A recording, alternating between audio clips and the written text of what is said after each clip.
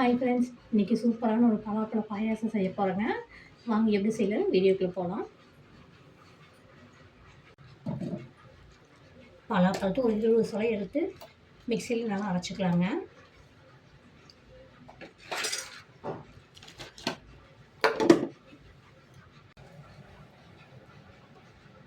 ஒரு 2-3 பழத்தை குட்டி குட்டியே கட் பண்ணி வச்சுக்கலாங்க. அப்போ தான் சாப்பிட்றது கொஞ்சம் வாய்க்கு வர மாதிரி,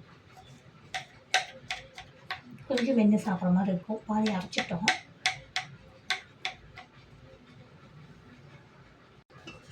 ஸ்டவ் ஆன் பண்ணிக்கோங்க.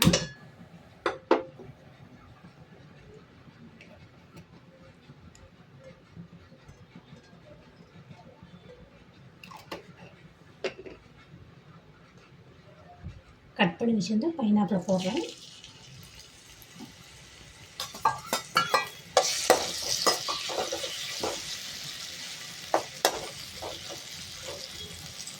இதை பார்த்துட்டு இந்த இடத்துல முந்திரியும் திராட்சையும் பார்த்துக்கலாம்.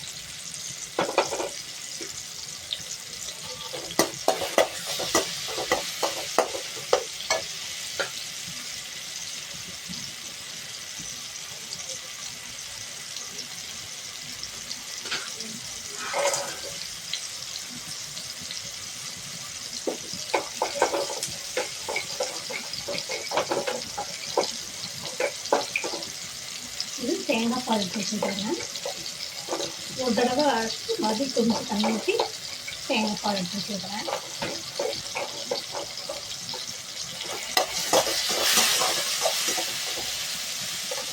இப்போ அரைச்ச பலாப்பழத்தை உள்ளே சேர்க்குறேன்.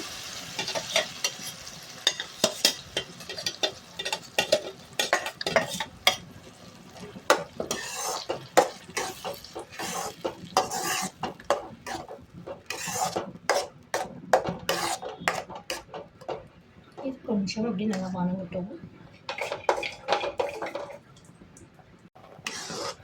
நல்லா கொஞ்சம் வணங்கிடுச்சு. என்ன பண்ணலான்னா நாட்டு சக்கரை கொஞ்சம் வடிகட்டி ஊற்றிக்கலாங்க.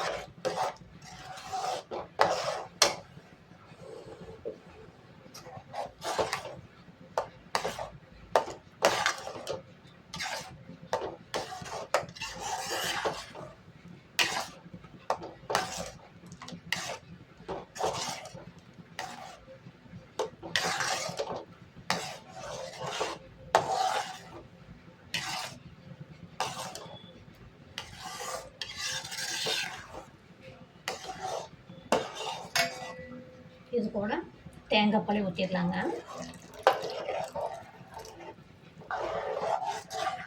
தேங்காய் பால் நல்லா கொதி விடக்கூடாது.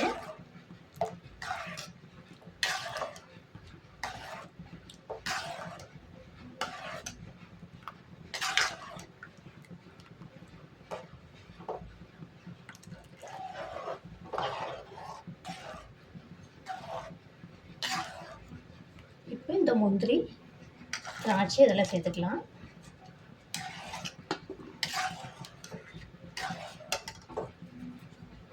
இது கூட ஏலக்காய் பொடி,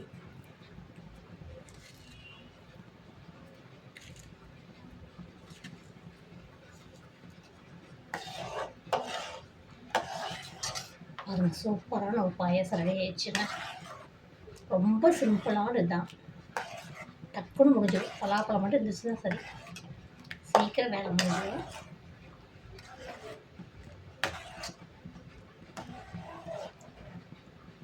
ஓகே ஃப்ரெண்ட்ஸ், நீங்களும் செஞ்சு பார்த்து எப்படி இருக்குதுன்னு சொல்லுங்கள். என் வீடியோ பிடிச்சிருந்தா லைக் பண்ணுங்கள், கமெண்ட் பண்ணுங்கள், ஷேர் பண்ணுங்கள். மறக்காமல் சப்ஸ்கிரைப் பண்ணி எனக்கு சப்போர்ட் பண்ணுங்கள். இன்னொரு வீடியோவில் பார்க்கலாம்.